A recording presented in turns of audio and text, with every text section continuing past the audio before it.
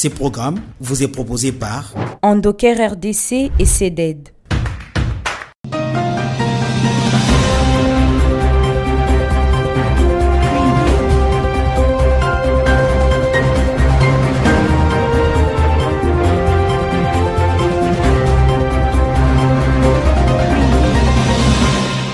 Très heureuse de vous retrouver dans les comptes de Sasa Magazine, votre rendez-vous hebdomadaire d'information. Mesdames et messieurs, bienvenue. En mission d'évaluation des réalités de la RDC et régénération de l'amitié France-RDC, les sénateurs français précisent que la souveraineté et l'intégrité territoriale de la RDC sont inviolables. Sasa Magazine. SOS des habitants du quartier Moké dans la commune de Lantélé, ils en appellent à l'implication des autorités compétentes pour éradiquer l'érosion qui décime l'avenue Terre Jaune. Sasa Magazine. L'eau a tari des robinets de Kananga il y a plusieurs jours. Les habitants de cette ville du Kasaï central qui consomment l'eau impropre sont exposés aux maladies d'origine hydrique. Voilà tout pour le sommaire. Les sénateurs français reconnaissent que la paix en RDC est le préalable à son développement. Ils l'ont fait savoir mardi dernier après échange avec Judith Souminois dans son cabinet de travail. Cette délégation du groupe d'amitié France-Afrique centrale du Sénat, conduite par son président, a aussi émis les vœux de voir la souveraineté du Congo être respectée. Guillaume Chevrolier, chef des délégations, revient sur ses tête-à-tête avec la première ministre congolaise. Suivons-les. La délégation sénatoriale a eu un échange avec la Première ministre. Nous avons évoqué l'objectif de cette mission sénatoriale, de venir à la rencontre des Congolais pour apprécier les réalités du pays et régénérer des relations d'amitié entre la République démocratique du Congo et la France. Eh bien, nous avons abordé des sujets autour de la paix, bien sûr, qui nous préoccupent dans le nord-est du pays. Nous avons abordé des questions de santé, d'éducation, de coopération décentralisée avec la France. Donc nous avons abordé des sujets et fait part des expériences françaises pour apporter une contribution au développement du Congo. Les parlementaires sont là pour voir les réalités du pays et sont dans une action de diplomatie parlementaire. Et nous, ce que l'on souhaite, c'est la paix, le respect de la souveraineté des États. La paix est le préalable au développement.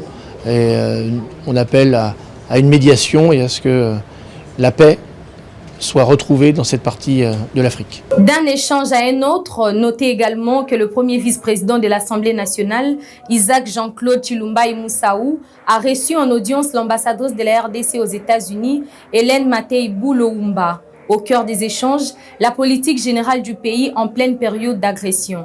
Espérons Daniel Kamboulou pour le reportage. Cet échange à deux volets a permis à Marie-Hélène Matei Bouloumba de présenter ses civilités aux autorités parlementaires de la nouvelle législature, représentée par le premier vice-président, professeur Isaac Jean-Claude Chilumba Moussaou.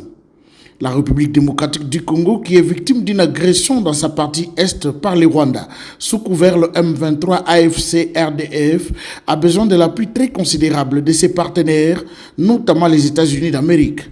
L'ambassadrice Marie-Hélène a profité de cette occasion pour s'imprégner de la situation politique générale du pays, en vue de mieux savoir naviguer à Washington. C'était une visite de courtoisie, parce que c'est la nouvelle législature du pays.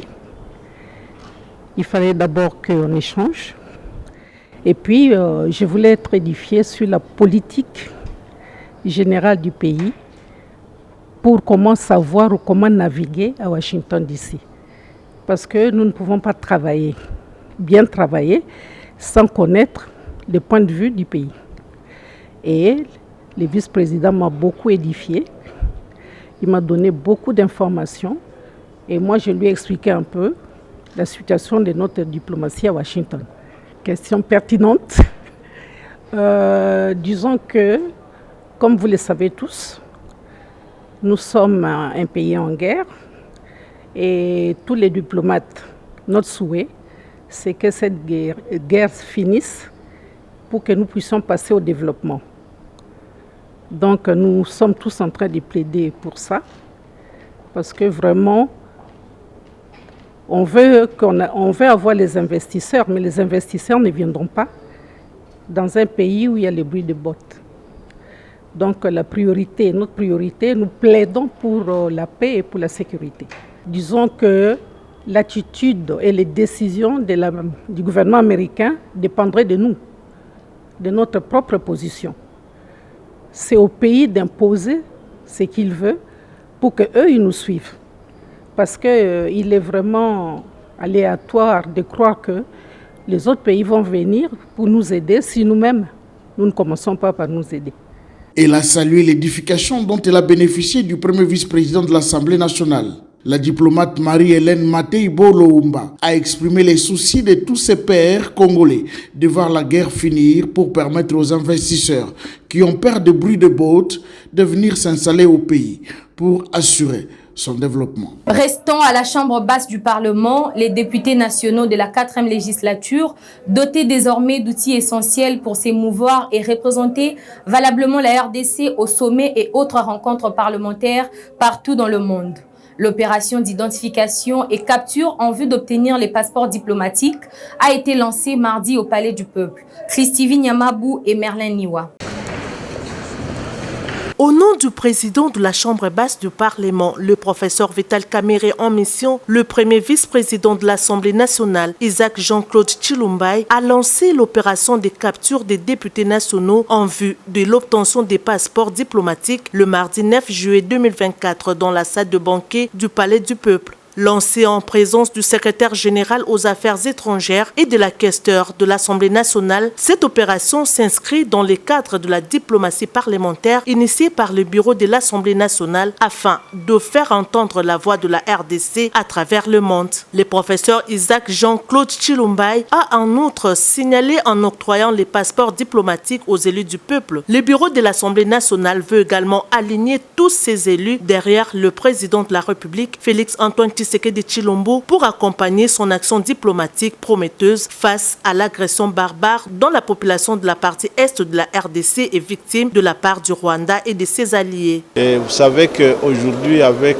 la situation toute particulière qui traverse notre pays, il y a de plus en plus cette nécessité que les députés participent à l'action de sensibilisation de l'opinion internationale par rapport à cette situation.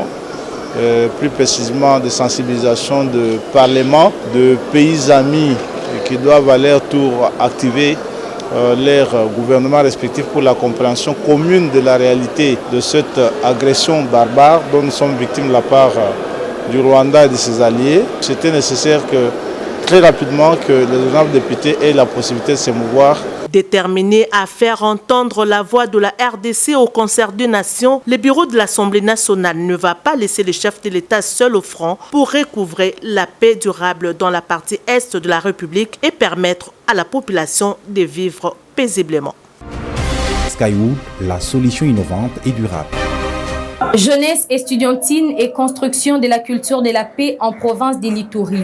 Tel est le thème de la conférence débat organisée vendredi dernier à l'université Shalom de Bunia, à l'attention de la crème intellectuelle locale dans la salle Reyema Plaza. À l'occasion, le gouverneur militaire de l'Ituri, lieutenant-général Luboyanka Chama, a appelé les jeunes à être vecteurs de la paix au sein de la communauté. Suivez les détails dans ce reportage. Devant une crème intellectuelle composée essentiellement des étudiants de l'université Shalom de Bunia, le gouverneur militaire de l'Ituri s'est apaisanti sur les cadres légaux et missions de l'état de siège, les enjeux de cette violence, les avancées significatives enregistrées à ce jour sur les plans sécuritaires et de développement avant de proposer des pistes de solutions pour une paix durable dans cette province, d'où l'implication de la jeunesse estudiantine s'avère indispensable pour influencer ces milliers d'origines au profit de la paix, insiste le lieutenant-général Luboyanka Choma-Johnny. Nous avons une jeunesse responsable et donc il y a eu une revendication parce que cette jeunesse voulait bien participer, n'est-ce pas, au processus de paix. Et que donc cette jeunesse a fait appel à nous pour lui donner des outils, de sorte qu'effectivement elle puisse participer à ce processus de paix. Non seulement qu'ils comprennent, mais ils veulent même aller au-delà. Ils veulent s'accaparer de ces outils-là et comprendre de quoi il s'agit pour que effectivement eux aussi puissent se déporter, n'est-ce pas, dans leurs différents milieux et prêcher, n'est-ce pas, ce que nous venons de leur apprendre ici. Le porte-parole de l'université Shalom de Bunia, l'initiateur de cette activité, s'engage à accompagner le processus de la recherche de la paix amorcé par l'administration militaire de l'Ituri. Nous, étudiants, nous provenons de différentes communautés qui constituent la province de l'Ituri. Alors, après ce genre de sensibilisation, il est maintenant de notre rôle de revenir auprès de nos communautés, auprès de nos frères, comme l'a souligné son Excellence Monsieur le gouverneur militaire de notre province, de revenir auprès de nos frères, de revenir auprès de nos oncles et ainsi leur transmettre quand même le message de paix, le message de cohabitation pacifique, comment nous pouvons arriver à cohabiter ensemble malgré la diversité des ethnies et des communautés en province de l'Ituri.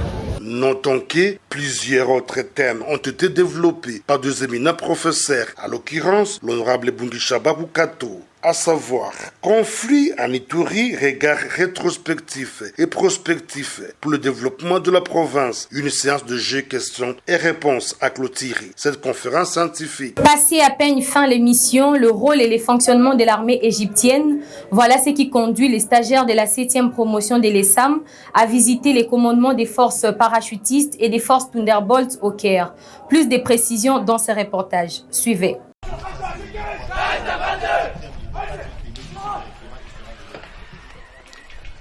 Le commandement des forces parachutistes égyptiennes est la première étape de la visite d'études des stagiaires de la 7e promotion de l'école supérieure d'administration militaire de Kinshasa, en République arabe d'Égypte.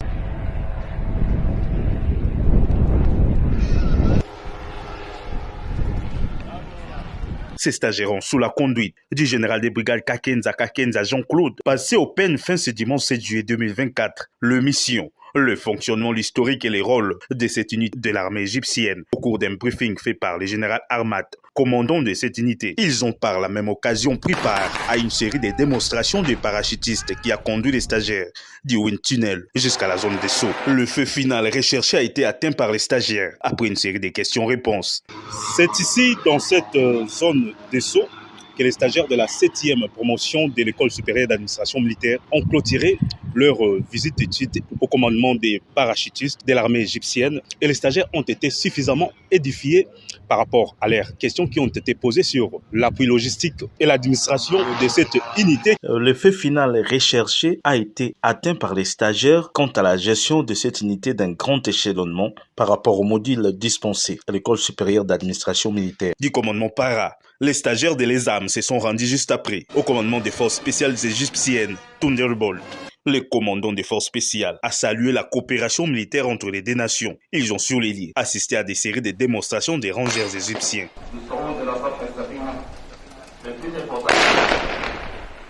À la fin de la soirée, le général des brigades Kakenza Jean-Claude a présenté ses civilités à l'ambassadeur Moussenga Kassongo Jean-Baptiste. À Kinshasa, faisant face à une avancée significative de l'érosion qui menace l'avenue Terre Jaune, les habitants du quartier Moké lancent un cri de détresse à l'endroit des autorités compétentes pour amorcer des travaux anti-érosifs pendant la saison sèche et leur éviter les pires une fois la reprise de la saison pluvieuse. Basile Mouya nous en dit plus dans ce reportage. L'avenue Terre Jaune est située au quartier Mpassa 1 dans la commune rurale de Lancélé. Elle a été érigée en 2022. Cette rue s'étend sur près de 100 km sur la rivière qui sépare ce quartier des celui de Manguinguingue. La route n'est pas totalement couverte d'asphalte. Cependant, une érosion a déjà entamé une bonne partie de l'avenue Terre Jaune vers le cours d'eau. Comment est née cette érosion? Explication de Matro, un notable du coin.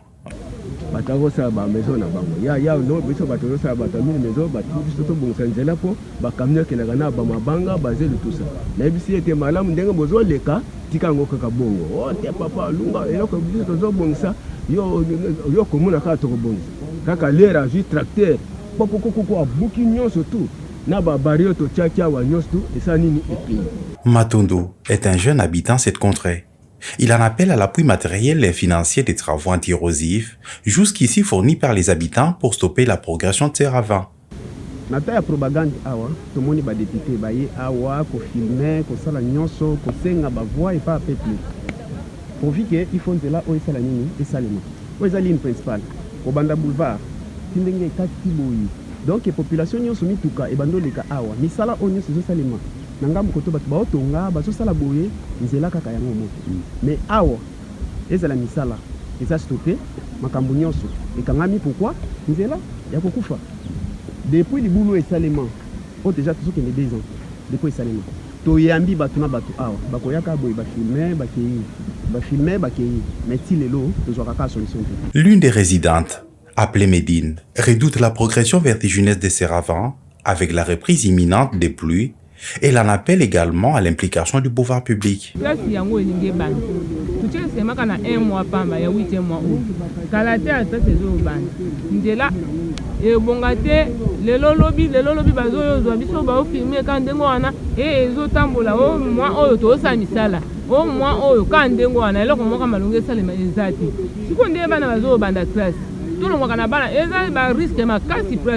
Cette d'érosion qui a déjà englouti plusieurs parcelles, ainsi que les commerces, devaient être jugulés afin de faciliter la construction de la suite de la chaussée pour le reste de l'avenue Terre Jaune. Ainsi, pour joindre l'utile à l'agréable, un pont doit être également jeté sur un cours d'eau vers le bas-fond afin de permettre aux populations riveraines de vaquer à leurs occupations en toute sécurité. Skywood, la solution innovante et durable.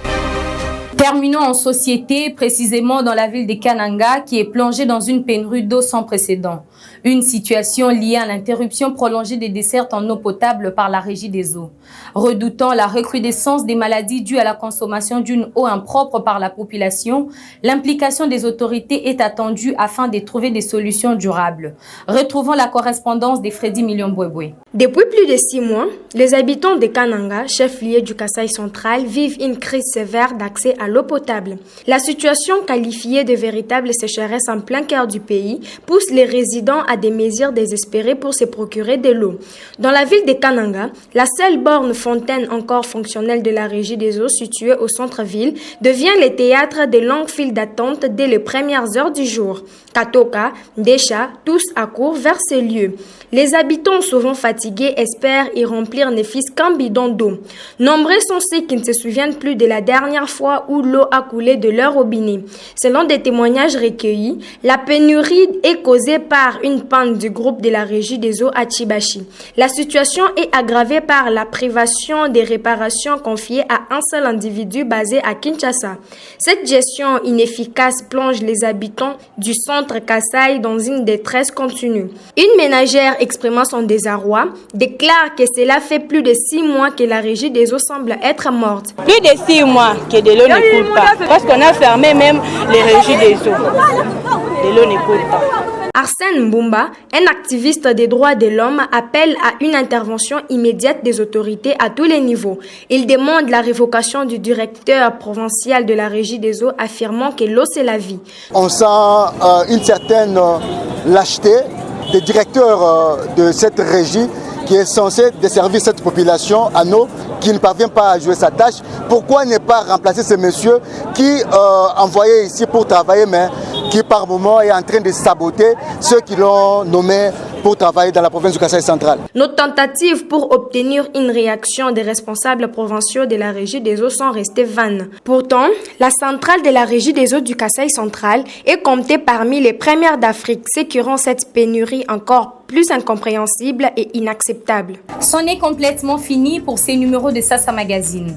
Merci d'avoir été des milliers à nous suivre sur différentes chaînes partenaires. L'info continue sur notre site internet www.sasastudio.net.